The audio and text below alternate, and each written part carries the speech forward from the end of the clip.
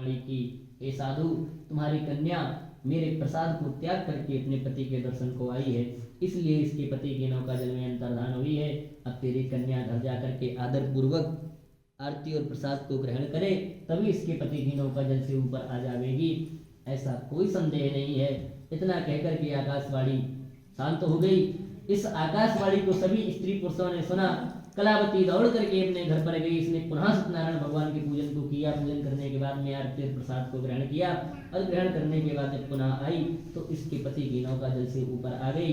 समस्त परिवार के साथ में आज साधु नाम के मनिया ने पुनः सत्यनारायण भगवान का पूजन किया और घर पर आनंदित होकर के रहने लगा। अब तो ये हर महीने संक्रांत, हर महीने सत्यनारायण भगवान के पूजन को करने लगा। हर पूर्णमासी, हर अमावस्या और हर संक्रांत को सत्यनारायण भगवान का पूजन करने लगा और इस लोक में सुख भोग कर अंत समय वैकुंठ लोक को गया। स्वस्थ श्री स्कंद पुराणे रेवा खंडे सत्यनारायण चतुराम चतुर्थ अध्याय में को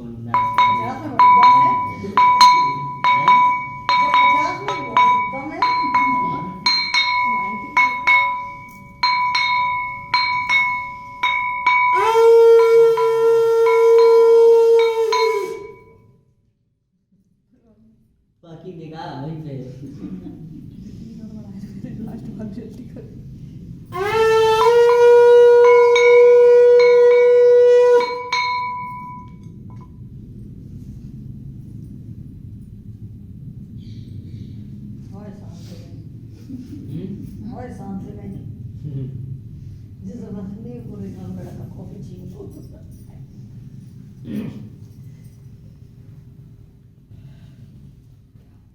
सूत जी ने कहा, ऋषियों,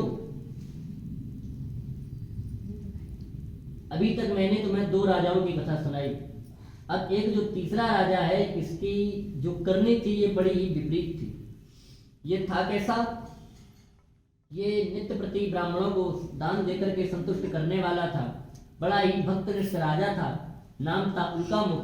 लेकिन एक बार इससे ऐसा अपराध हो गया कि जिस अपराध के कारण सत्यनारायण भगवान रुष्ट हो गए और इसके परिवार और राज्य को भी जल में मिला दिया। माने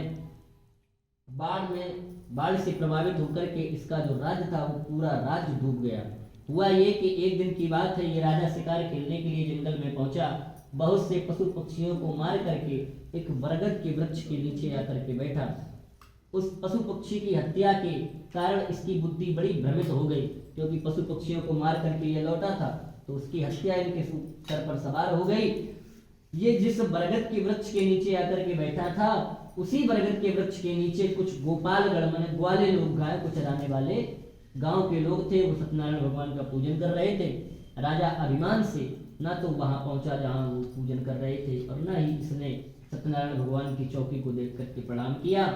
जब गोपालगण आपस में सत्यनारायण भगवान का पूजन कर चुके तो